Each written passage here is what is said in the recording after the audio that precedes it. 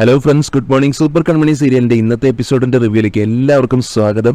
അങ്ങനെ നമ്മുടെ സാഗർ സുജാതയോട് പറയുന്നുണ്ട് കേട്ടോ, കൃഷിനെ ഇവിടെ നിന്ന് കൊണ്ടുപോകുന്നത്, ജർമ്മനിയിലേക്ക് കൊണ്ടുപോകുന്നത് ഓണം ആഘോഷിക്കാൻ വേണ്ടിയിട്ടൊന്നുമല്ല. എന്നാൽ പിന്നെ അത് എന്തിനു വേണ്ടിയാണെന്ന് സുജാത ചോദിക്കുമ്പോൾ അത് എനിക്കും അറിയില്ല സുജു, ഈ ചക്രവ്യൂഹത്തിലൊക്കെ പെടുക എന്ന് പറയില്ലേ, നമ്മളിപ്പോ ചക്രവ്യൂഹത്തിനകത്താ, പുറത്തേക്ക് എങ്ങനെയാ ഇറങ്ങുക എന്ന് എനിക്ക് അറിഞ്ഞൂടാ. എനിക്ക് തന്നെ അറിയുന്നില്ല എന്തൊക്കെയാണ് നടക്കുന്നതെന്ന്.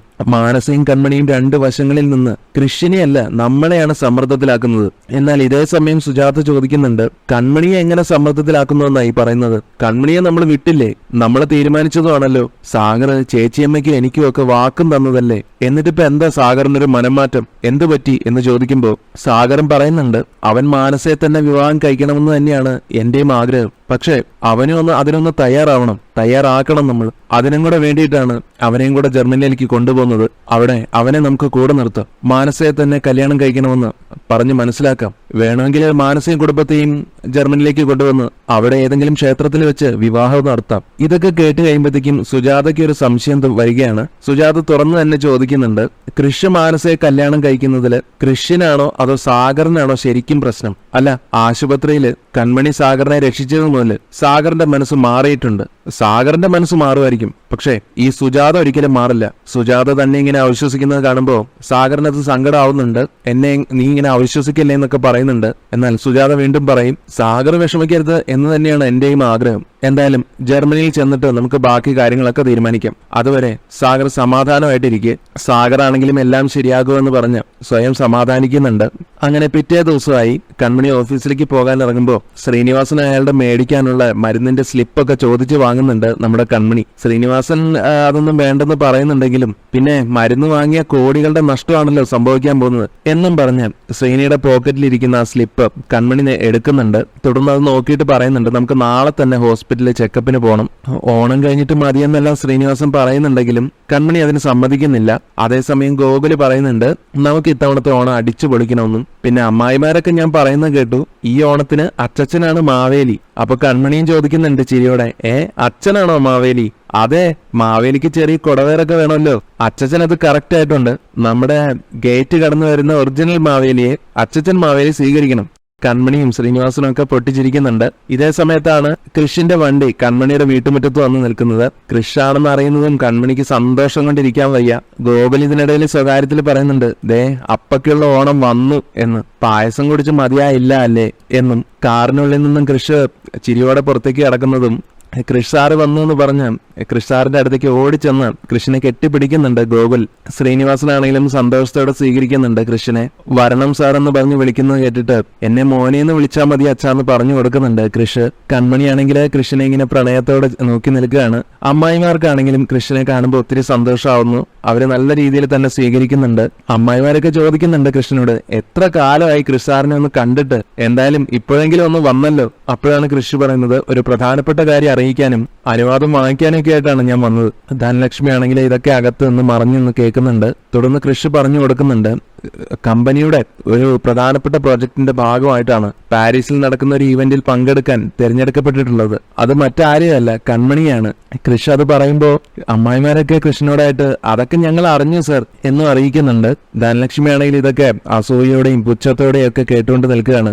ശേഷം കൃഷി ശ്രീനിവാസനോടായിട്ട് ചോദിക്കുന്നുണ്ട്, കൺമണിയെ പാരീസിലേക്ക് വിടുന്നതിൽ എന്തെങ്കിലും ബുദ്ധിമുട്ടോ എതിർപ്പോ അങ്ങനെ വല്ലതും ഉണ്ടോ? ശ്രീനിവാസൻ പറയും, അതെന്താ അങ്ങനെ, ഏറ്റവും സന്തോഷമുള്ള ഒരു കാര്യമല്ലേ, കുടുംബത്തിലേക്ക് വന്ന മഹാഭാഗ്യം. ഗോകുലാണെങ്കിലും ഇതിനിടയിൽ ഞാൻ പാരീസിലേക്ക് പോകുന്ന കാര്യമുണ്ടല്ലോ, സ്കൂളിലെ ഫ്രണ്ട്സിനോടൊക്കെ പറഞ്ഞിട്ടുണ്ട് എന്നും ഇങ്ങനെ പറയാണ്. തുടർന്ന് കൃഷി കൺമണിയോടായിട്ട്, കൺമണി പോകാൻ വേണ്ടിയിട്ട് പാസ്പോർട്ട് എടുക്കാനുള്ള കാര്യങ്ങളെല്ലാം ഇന്ന് തന്നെ തുടങ്ങണം, ഡോക്യുമെന്റ്സ് ഒക്കെ ഹരിനാരായണനെ ഏൽപ്പിച്ചാൽ മതി, കാര്യങ്ങളെല്ലാം ഹരി ചെയ്തോളൂ എന്നും പറയുമ്പോൾ അങ്ങനെ ആവട്ടെ എന്ന് പറയുന്നുണ്ട് കൺമണി. ശേഷം കൃഷി അമ്മായിമാരോടൊക്കെ വിശേഷങ്ങളൊക്കെ ചോദിക്കുമ്പോൾ ശാന്തകൃഷ്ണനോട് പറയും, സർ ഞങ്ങൾക്കൊരു വിഷമമുണ്ട്. എന്നാൽ അവരത് എന്താണെന്ന് പറയുന്നതിന് മുമ്പ് കൃഷിന് കാര്യം പിടികിട്ടിയിരുന്നു. കൃഷി അങ്ങോട്ട് ചോദിക്കുന്നുണ്ട്, സസ്പെൻഷന്റെ കാര്യമല്ലേ? അതിന്റെ കാര്യം കൂടെ പറയാനാ ഞാൻ വന്നത്. നിങ്ങളുടെ സസ്പെൻഷൻ പിൻവലിക്കാൻ വേണ്ടിയിട്ടേ ചെയർമാൻ ഓർഡർ ഇട്ടു. നാളെ മുതൽ തന്നെ നിങ്ങൾക്ക് ജോലിക്ക് കയറാം. അതറിയുന്നത് അമ്മായിമാർക്ക് പറഞ്ഞറിയിക്കാൻ പറ്റാത്ത സന്തോഷം. എന്നാൽ ഈ സന്തോഷ വാർത്തയൊന്നും പിടിക്കാതെ മുഖം വെറുപ്പിച്ച് നിൽക്കുന്നുണ്ട് ധനലക്ഷ്മി. അതേ അവസരത്തില് ശ്രീനിവാസൻ കൃഷ്ണനോടായിട്ട് പറയും, എന്റെ സഹോദരന്മാർക്ക് വേണ്ടിയുള്ള നന്ദി ഞാൻ പറയുകയാ. ഇവരിനി സത്യസന്ധമായിട്ട് തന്നെ ജോലി ചെയ്യും. ഞങ്ങളെ കൊണ്ട് ഇനി ഒരു ശല്യം ഉണ്ടാവില്ലെന്ന് അമ്മായിമാര് ഉറപ്പ് കൊടുക്കുന്നുണ്ട്. ശേഷം ഭാമ കൃഷ്ണനോടായിട്ട്, സർ എനിക്കൊരു കാര്യം പറയാനുണ്ട്. എനിക്ക് ഇംഗ്ലണ്ടിൽ ഒരു ജോലി കിട്ടിയിട്ടുണ്ട്. ഭേദപ്പെട്ട ഒരു ജോലിയാ. ഓണം കഴിയുമ്പോൾ അങ്ങോട്ട് പോകണം. കൃഷ് അതിന് തിരിച്ച് കൺഗ്രാറ്റ്സ് പറയുന്നുണ്ട് ഭാമയോട്. അതേ അവസരത്തിലാണ് ധനലക്ഷ്മി സന്തോഷമൊക്കെ അഭിനയിച്ച് ഓടി വന്നിട്ട് കൃഷ്ണനോടായിട്ട്, സാറേ ഞാനും പോകുന്നുണ്ട്. ആദ്യം ഞാൻ പോകും, പിന്നെ മനോജേട്ടനെയും ഗോകുലിനെയും കൊണ്ടുപോകും. അവിടത്തേക്ക് പോകാനുള്ള രീതികളൊക്കെ ധനലക്ഷ്മി ഇപ്പോഴേ ശീലിച്ചുകൊണ്ടിരിക്കുകയെന്ന് ഭാമ കമന്റും പറയുമ്പോ കൃഷി ഇതെല്ലാം കേട്ടിട്ട്, എല്ലാം കൊണ്ടും നല്ല സന്തോഷ വാർത്തയാണല്ലോ കേൾക്കുന്നത്. എങ്കിൽ പിന്നെ ശരി, ഞാൻ ഇറങ്ങട്ടെ. കൺമണി ഓഫീസിലേക്കല്ലേ പോകുന്നത്. തന്റെ കൂടെ വന്നോളാൻ പറഞ്ഞ് കൃഷി വിളിക്കുമ്പോ കൺമണി കൃഷിന്റെ കൂടെ പോകാൻ തുടങ്ങും. രണ്ടുപേരും ഒന്നിച്ചു പോകാൻ തുടങ്ങുന്നത് കാണുമ്പോൾ ശ്രീനിക്കും അമ്മായിമാർക്കും ഗോകുലിനും ഒക്കെ ആ കാഴ്ച കണ്ട് ഒത്തിരി സന്തോഷമാവുകയാണ്. ഭാമയൊക്കെ ആണെങ്കിലും അത് കണ്ടിട്ട് പറയുന്നുണ്ട്, ഏട്ടൻ നോക്കിക്കോ, ഓണം കഴിഞ്ഞാൽ കൃഷ്ണൻ കണ്ണിയും തമ്മിലുള്ള വിവാഹം നടക്കും. എന്തായാലും ശ്രീനി അവർക്ക് പ്രത്യേകം പറഞ്ഞു കൊടുക്കുന്നുണ്ട്, നാളെ മുതൽ നിങ്ങൾ ഓഫീസിൽ പോകാൻ തുടങ്ങല്ലേ, ഇനി ഒരു സസ്പെൻഷൻ വാങ്ങാൻ ഇടയാവരുത്. ഇനി ഞങ്ങളുടെ ഭാഗത്തുനിന്ന് ഒരു വീഴ്ച ഉണ്ടാവില്ലെന്ന് അമ്മായിമാർ ഉറപ്പ് കൊടുക്കും. മാത്രമല്ല നാളെ ഓഫീസിലേക്ക് പോവല്ലേ, ഒരുപാട് കാര്യങ്ങൾ ചെയ്തു തീർക്കാനുണ്ട്. നമുക്കിപ്പോ തൽക്കാലം ബ്യൂട്ടി പാർലറിലേക്ക് പോവാം എന്നും പറഞ്ഞാൽ സുലോചന മറ്റമ്മായിമാരെയും കൂട്ടി പാർലറിലേക്ക് വെച്ചു പിടിക്കും. അതേസമയം സാഗറിന് അറിവ് കിട്ടുകയാണ് കൃഷിന്റെ ഡോക്യുമെന്റ്സും വിസയും ഒക്കെ റെഡി ആയിട്ടുണ്ടെന്നുള്ള കാര്യം. ആ വാർത്ത സുജയോടും പങ്കുവെക്കുമ്പോൾ സുജയ്ക്കും അത് കേട്ട് സന്തോഷമാവും. നാളെ തന്നെ ജർമ്മനിയിലേക്ക് പോകാമെന്ന് അവർ തീരുമാനിക്കും. ആന്റിയമ്മ വന്നിട്ട് ചോദിക്കുന്നുണ്ട്, എങ്ങോട്ട് പോകുന്ന കാര്യമാ അനിയൻകുട്ടാ നീ പറയുന്നത്? സാഗർ പറഞ്ഞു കൊടുക്കുന്നുണ്ട് ജർമ്മനിയിലേക്ക് പോകുന്ന കാര്യമാണെന്ന്. വിസയും മറ്റു ഡോക്യുമെന്റ്സും എല്ലാം റെഡിയായി. അപ്പൊ ഞങ്ങൾ 3 പേരും നാളെ അങ്ങോട്ട് പോവുകയാണ്. ആന്റിയമ്മ അതൊക്കെ കേട്ട് ശരിയെന്നുള്ള മട്ടിൽ ചിരിക്കുന്നുണ്ട്. മാനസ ചോദിക്കുന്നുണ്ട്, കൃഷി പോകുന്ന കാര്യം സമ്മതിച്ചല്ലോ എന്ന്. സമ്മതിച്ചു മോളെ, അവന്റെ ടിക്കറ്റ് ഒക്കെ ഓക്കെ ആയി. മാനസ മറ്റൊരു കാര്യം എടുത്തിടുകയാണ്, കൃഷി എന്തായാലും ജർമ്മനിയിലേക്ക് വരികയല്ലേ, അപ്പൊ നമ്മുടെ ഓഫീസിലാണെങ്കിൽ ഒരു പ്രോപ്പർ ഹെഡ് ഇല്ലാത്ത പ്രശ്നം വരും. GM എങ്കിലും അവിടെ വേണമല്ലോ. ഞാൻ നാളെ തന്നെ ജോയിൻ ചെയ്തോട്ടെ. എന്നാൽ സാഗറിന് അതത്ര സമ്മതമാവുന്നില്ല. കിടന്ന് ഉരുണ്ട് കളിക്കുന്നുണ്ട് മാനസയുടെ മുമ്പില്. യാത്ര പ്രമാണിച്ച് ഇവിടെ ഞങ്ങൾക്ക് ചില സഹായങ്ങളൊക്കെ വേണ്ടി വരും, ഈ പാക്കിങ്ങിനൊക്കെ ആയിട്ട് എന്നൊക്കെ അങ്ങോട്ട് പറയാണ്. സുജാത ചോദിക്കും, നമ്മൾ ഇത്തവണത്തെ ഓണം ജർമ്മനിയിലല്ലേ, അപ്പൊ ഓണം ആഘോഷിക്കാൻ വേണ്ടി കുറച്ച് സാധനങ്ങളൊക്കെ അങ്ങോട്ട് കൊണ്ടുപോകണ്ടേ സാഗർ? അയ്യോ എന്റെ പൊന്നു സുജു, തനിക്കറിയില്ലേ ഇവിടെ കിട്ടുന്ന എല്ലാ സാധനങ്ങളും അവിടെയും കിട്ടും.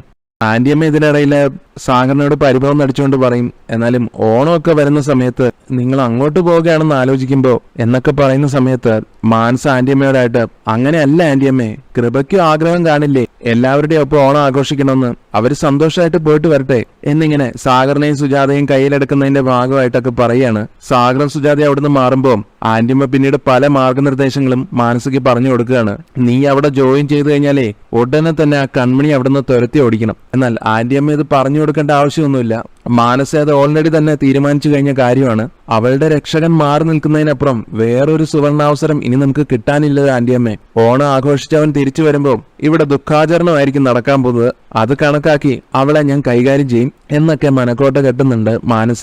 അതിനെല്ലാം ഓൾ ദ ബെസ്റ്റ് പറയുന്നുണ്ട് ആന്റിയമ്മയും. സാഗർ ആണെങ്കിൽ താൻ ജർമ്മനിയിലേക്ക് വരാൻ പോകുന്ന കാര്യം ജയമോഹനെ വിളിച്ച് അറിയിക്കാൻ തുടങ്ങുന്നുണ്ട്. എന്നാൽ ജയമോഹനെ വിളിച്ചിട്ട് കിട്ടുന്നില്ല.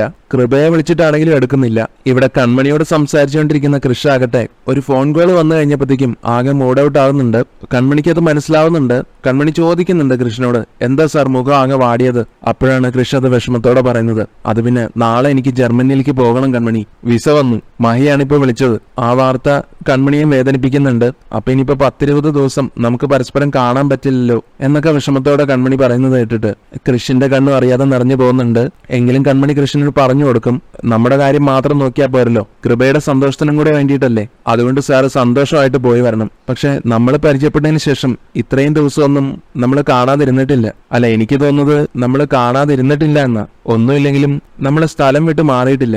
ബാംഗ്ലൂരിലേക്കാണെങ്കിലും സാറിന് പോകേണ്ടി വരുമെന്ന് നമ്മൾ ഓർത്തെങ്കിലും അതും നടന്നില്ല. പക്ഷെ ഇപ്പോ എന്തായാലും സാരമില്ല, നല്ലൊരു കാര്യത്തിന് വേണ്ടിയല്ലേ. അതേസമയം കൃഷി അറിയിക്കുന്നുണ്ട് കൺമണിയെ, ഞാൻ ജർമ്മനിയിലേക്ക് പോകുന്നതിന്റെ ഒപ്പം തന്നെ നിന്റെ പാരീസ് യാത്രയും ഉടനെ ഉണ്ടാവും. പാസ്പോർട്ടിന്റെ കാര്യമൊക്കെ ശരിയാക്കണം. ഏതായാലും കുറച്ചു ദിവസത്തേക്കാണെങ്കിലും പരസ്പരം പിരിയുന്നതിന്റെ ആ ഒരു വിഷമം രണ്ടുപേർക്കും ഉണ്ട്. കൺമണിയുടെ കണ്ണൊക്കെ ഇതിനിടയിൽ അറിയാതെ നിറഞ്ഞു പോകുന്നുണ്ട്. കുറെ ദിവസത്തിനിടയ്ക്കുള്ള കൂടിക്കാഴ്ച, അത് നമ്മുടെ അവസാനത്തെ കൂടിക്കാഴ്ച, അത് ഇതായിരിക്കുമല്ലേ എന്നിങ്ങനെ ഇതും പറഞ്ഞ് കൺമണി കരയാൻ തുടങ്ങുന്നതും കൃഷ്ണനും അത് കേട്ടിട്ട് സങ്കടാവുന്നുണ്ട്. കൺമണിയുടെ കരയല്ലേ എന്നൊക്കെ പറയുന്നുണ്ട്. കൺമണിയുടെ കണ്ണീരെല്ലാം തുടച്ചു കൊടുക്കുന്നതിനോടൊപ്പം തന്നെ നീ വിഷമിക്കാതെ, ഇപ്പോഴത്തെ ഈ കാലത്ത് ലോകത്ത് എവിടെയാണെങ്കിലും ശരി എന്നും കാണുകയും സംസാരിക്കുകയും ഒക്കെ ചെയ്യാലോ എന്നൊക്കെ പറഞ്ഞ് സമാധാനിപ്പിക്കുന്നുണ്ടെങ്കിലും ശരിയാ സാർ, അതുമാത്രമല്ല ആത്മാർത്ഥതയോടെ സ്നേഹിക്കുന്നവർ ലോകത്തിന്റെ ഏത് കോണിലും എത്ര അകന്നിരുന്നാലും സ്നേഹം കൂടുകയല്ലാതെ കുറയില്ലാന്നും കേട്ടിട്ടുണ്ട്. അതും ശരിയായിരിക്കും. പക്ഷെ ഇങ്ങനെയൊക്കെ ആണെങ്കിൽ പോലും വിരഹദുഃഖം ഉണ്ടാവില്ലേ? എന്റെ മനസ്സിലിപ്പോ അതാ. എന്നാൽ കൃപയുടെ കാര്യം ആയതുകൊണ്ടാ, ഇല്ലെങ്കിൽ ഞാൻ എത്രയോ തവണ ഇതിനോടകം തന്നെ വിഘ്നേശ്വരനോട് പ്രാർത്ഥിച്ചിട്ടുണ്ടാവും സാറിന്റെ ഈ യാത്ര മാറ്റി ഇവിടെ തന്നെ നിർത്താൻ. പിന്നെ സർ, ജർമ്മനിയിലെ അവിടുത്തെ ആ തിരക്കിലും അവിടുത്തെ ഓണാഘോഷത്തിനിടയിലും എന്നെ സാർ മറന്നു പോവല്ലേ. സാർ ഇല്ലാത്തതുകൊണ്ട് തന്നെ എനിക്ക് ഇവിടെ ഓണാഘോഷം ഒന്നും ഉണ്ടാവില്ല. എന്റെ ഓണം എന്ന് പറയുന്നത് തന്നെ സാർ എന്റെ അടുത്തുള്ളപ്പോഴൊക്കെ എനിക്ക് ഓണം തന്നെയാ. ഇതും പറഞ്ഞ് പൊട്ടിക്കരയുന്ന കൺമണിയെ നെഞ്ചോട് ചേർത്ത് സമാധാനിപ്പിക്കുന്നുണ്ട് കൃഷ്. അങ്ങനെ രണ്ടുപേരും വിഷമിച്ചിരിക്കുമ്പോഴാണ് മഹിയുടെ മറ്റൊരു കോൾ വരുന്നത്. ഓഫീസിലെ ഒരു അത്യാവശ്യ കാര്യം പറയാൻ വേണ്ടിയിട്ടാണ് മഹി വിളിക്കുന്നത്. ഏതായാലും അത് കേട്ടിട്ടെന്നോണം കൃഷ് ഉടനെ തന്നെ ഓഫീസിലേക്ക് തിരിക്കുന്നുണ്ട് കൺമണിയും കൂട്ടിക്കൊണ്ട്. ഇവിടെ ദേവജി ആണെങ്കിൽ മഹിയോടായിട്ട് ഇത്രയും കാലത്തിനിടയിൽ ഞാൻ ഇങ്ങനെ ഒരു ഞെട്ടൽ ഞെട്ടിയിട്ടില്ല. ആദ്യം ഞാൻ കരുതിയത് തോന്നലായിരിക്കുമെന്ന, എന്നാൽ അത് കേട്ട് ഞങ്ങൾക്കും വിശ്വസിക്കാൻ പറ്റിയില്ലെന്ന് ഹരിയും മഹിയും ഒക്കെ അഭിപ്രായപ്പെടുന്നുണ്ട്. അതേസമയം കൃഷ് കൺമണിയും കൂട്ടി വരുമ്പോ ദേവജി കമന്റ് പറയുന്നുണ്ട്, സാധാരണ മുതലാളിമാരാണ് സ്റ്റാഫിനെ സമയത്തെക്കുറിച്ച് ഓർമ്മിപ്പിക്കുന്നത്, പക്ഷെ ഇവിടെ നേരെ തിരിച്ച MD ഏതോ സമയത്തൊക്കെയാണ് വന്ന് കയറുന്നത്. അപ്പൊ മഹി അത് കേട്ട് കളിയാക്കുന്നുണ്ട് കൃഷ്ണനെ. പ്രായം അതല്ലേ സാറേ, നേരെ വരാൻ തോന്നില്ല, ചുറ്റിത്തിരിഞ്ഞ് കറങ്ങി വളഞ്ഞൊക്കെ എത്താൻ തോന്നുള്ളൂ. കൃഷ്ണൻ കൺമണിയൊക്കെ ഇത് കേട്ട് നാണത്തോടെ നിൽക്കുമ്പോ ദേവജി കൃഷ്ണനോടായിട്ട് ഒരു കാര്യം ചെയ്യേ, താമസിച്ചു വന്നതല്ലേ, ഒരു ഷോക്ക് ട്രീറ്റ്മെന്റ് വരാം, ഒരേ ബോംബ് പൊട്ടാൻ പോകുന്നുവെന്ന്. എന്നാൽ ദേവജി ഇത് എന്തിനെ പറ്റിയാണ് സംസാരിക്കുന്നതെന്ന് കൃഷ്ണനും കൺമണിക്കും മനസ്സിലാവുന്നില്ല. ബോംബോ, അതെന്താണെന്നൊക്കെ കൃഷു ആശ്ചര്യത്തോടെ ചോദിക്കുമ്പോ നിനക്ക് അത്ഭുതങ്ങളിൽ വിശ്വാസം ഉണ്ടോ എന്ന് ചോദിക്കുകയാണ് മഹി. ഈ കൂടെ വിട്ട് കൂടുമാറ്റം, മായാജാലം, മന്ത്രവാദം, കുട്ടിച്ചാത്തന്റെ വിക്രിയകൾ, ഇതിലൊക്കെ നിനക്ക് വിശ്വാസം ഉണ്ടോ എന്നൊക്കെ ദേവജിയും ചോദിക്കുമ്പോ ഇതൊക്കെ കേട്ട് ആകെ അന്തം വിടുകയാണ് കൃഷ്ണൻ കൺമണിയും. മഹി പറയുന്നുണ്ട്, ഏതായാലും ഈ കാര്യങ്ങളെല്ലാം ഞങ്ങൾ അനുഭവിച്ചു കഴിഞ്ഞു, നിങ്ങളും കാണും. ഞങ്ങൾക്കൊന്നും മനസ്സിലായില്ലെന്ന് കൃഷ്ണൻ കൺമണിയും പറയുന്നത് കേട്ടിട്ട് ഞങ്ങൾക്കും ആദ്യം ഒന്നും മനസ്സിലായില്ല, ഡിസൈനിങ് റൂമിലേക്ക് ചെല്ല്, അവിടെ ഉണ്ട് അത്ഭുതം. ഏതായാലും അത്രയും കൂടെ കേൾക്കുമ്പോഴത്തേക്കും ആകാംക്ഷപൂർവ്വം കൃഷ്ണൻ കൺമണി വേഗം ഡിസൈനിങ് റൂമിലേക്ക് പോകുന്നുണ്ട്. സാഗരാണെങ്കിൽ ജയമോഹനെയും കൃപയും ഒന്നും വിളിച്ചിട്ട് കിട്ടുന്നില്ല. അതിന്റെ ആ ഒരു നിരാശയിൽ തന്നെയാണ് നിൽക്കുന്നത്. എല്ലാം സ്വിച്ച് ഓഫ് ആയിട്ടാണ് കാണപ്പെടുന്നതെന്ന് പറയുമ്പോൾ ആ ഹോസ്പിറ്റലിലേക്കും കൂടെ ഒന്ന് വിളിച്ചു വെക്കാൻ പറയുകയാണ് സുജാത. എന്നാൽ സാഗർ പറയും, അവര് നമ്മുടെ റൂമിൽ നിന്ന് ഹോസ്പിറ്റലിലേക്ക് പോയി വരികയല്ലേ, അതുമല്ല ആ റിസപ്ഷനിലുള്ള സാഹിബിനാണെങ്കിൽ ഇംഗ്ലീഷും അറിയില്ല. അതും കൂടെ കേൾക്കുമ്പോഴത്തേക്കും സുജാതയ്ക്കൊക്കെ ആകെ ടെൻഷൻ ആവുന്നുണ്ട്. കഴിഞ്ഞ ആഴ്ച തന്നെ നമുക്ക് പോകാമായിരുന്നു എന്നൊക്കെ പറഞ്ഞു പോകുന്നുണ്ട്. 3 പേരും എടുക്കാതിരിക്കണമെങ്കിൽ ഇതിലെന്തോ കുഴപ്പമുണ്ടെന്നൊക്കെ ചിന്തിച്ച് സുജാത അങ്ങനെ ആകെ ടെൻഷൻ അടിച്ച് നിൽക്കുകയാണ്. മാനസയാണെങ്കിലും തന്റെ അച്ഛനെയൊക്കെ വിളിക്കുന്നുണ്ടെങ്കിലും മാനസയ്ക്കും കിട്ടുന്നില്ല. കൃഷ്ണൻ കൺമണിയും ഡിസൈനിങ് റൂമിലേക്ക് ചെല്ലുന്നതും കൃഷ്ണന്റെ ചെയറിൽ അതാ ഒരാൾ പുറംതിരിഞ്ഞിരിക്കുന്നു. അതാരാണെന്ന് കൃഷ്ണനും കൺമണിക്കും മനസ്സിലാവുന്നില്ല. അപ്പോഴാണ് അയാൾ പറയുന്നത്, എന്താടോ കൃഷ്, തന്നെ ഒരു ഓഫീസ് ഏൽപ്പിച്ച് പോയിട്ട് തനിക്ക് ഓഫീസ് നോക്കാൻ നേരെ ഒന്നുമില്ല അല്ലേ? ആ സൗണ്ട് കേൾക്കുമ്പോ തന്നെ കൺമണിക്കും കൃഷ്ണനും പിടികിട്ടുന്നുണ്ട് അത് കൃപയായിരിക്കുമെന്ന്. തുടർന്ന് കൃപ പറയുകയാണ്, തന്റെ ജീവിതം തന്നെ കൺമണി എന്നൊരു പെണ്ണിനായിട്ട് എഴുതി കൊടുത്തിരിക്കുകയാണെന്ന് കേട്ടല്ലോ. ഇത്രയും പറഞ്ഞ് കൃപ അവർക്ക് മുഖം കൊടുക്കുകയാണ്.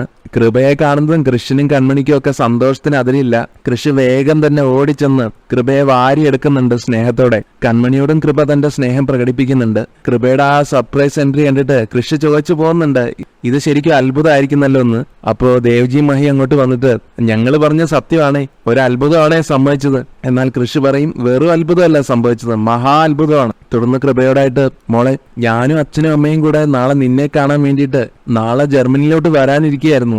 അപ്പോഴാണ് നീ ഒരു മുന്നറിയിപ്പും ഇല്ലാതെ ഇങ്ങോട്ട് വന്നത്. കൃഷി അങ്ങനെ പറയുന്നതും, അതാണ് കൃപ, നിങ്ങളൊക്കെ മനസ്സിൽ കാണുമ്പോൾ ഞാനത് മാനത്ത് കാണും. എന്റെ ഏട്ടനെ അങ്ങോട്ട് വരുത്തിയല്ല, അനിയത്തി ഇങ്ങോട്ട് വന്ന് എന്നെ കാണാൻ തീരുമാനിച്ചു. അതുകൊണ്ട് തന്നെ ജയമോഹൻ അങ്കിളിനെയും കൂട്ടി ഞാൻ ഇങ്ങോട്ട് പുറപ്പെട്ടു. എന്റെ ഏട്ടനെ കാണാൻ ഓടി വന്നപ്പോ ഏട്ടൻ ഓഫീസിലില്ല. അന്വേഷിച്ചപ്പോഴാണ് അറിഞ്ഞത് ഏട്ടൻ ഓഫീസ് വർക്കല്ല പ്രധാനം, ഏട്ടന്റെ മനസ്സ് ആരോ കട്ടെടുത്തിരിക്കുകയാണെന്ന്. അല്ല, അതാരാ കൺമണി ആള്? ഏട്ടന്റെ മനസ്സ് മോഷ്ടിച്ച ആൾ ആരാണെന്ന് കൺമണിക്ക് അറിയാമോ? കൺമണി നാണത്തോടെ നിൽക്കുകയാണ്. ദേവ്ജി പിന്നീട് കൃപയെ ഉപദേശിക്കുന്നുണ്ട്, എന്റെ മോളെ, നീ തന്നെ മുൻകൈ എടുത്ത് ഇവർ രണ്ടുപേരുടെയും കല്യാണം ഒന്ന് നടത്തി തരണം, എന്നാലേ സമയത്തിന് ഓഫീസിൽ വരുള്ളൂ. എന്നാൽ കൃപ തിരിച്ചു ചോദിക്കും, അതെങ്ങനെയാ ദേവസാറേ ചുമ്മാ അങ്ങനെ കല്യാണം നടത്തി കൊടുക്കുന്നേ? കാണേണ്ട രീതിയിൽ തന്നെ കാണണം. കൃപയുടെ ആ വർത്താനത്തിൽ നിന്ന് കൈക്കൂലി വേണമെന്നാണോ നീ പറയുന്നതെന്ന് ചിരിയോടെ ചോദിക്കുകയാണ് കൃഷ്. നിനക്ക് എത്ര രൂപ വേണം? ഞാനത് തരാം. എന്തായാലും എന്റെ ഏട്ടൻ കെട്ടാൻ പോകുന്ന ആളെ എനിക്ക് അങ്ങോട്ട് ഇഷ്ടപ്പെട്ടു. പ്രശസ്ത ഫാഷൻ ഡിസൈനറെ അല്ലേ എന്റെ ഏട്ടൻ കൊത്തിയെടുത്ത്. അല്ല, അതിരിക്കട്ടെ, പാരീസിലേക്ക് ഒറ്റയ്ക്കാണോ അതോ ഇരട്ടയ്ക്കാണോ പോകുന്നത്?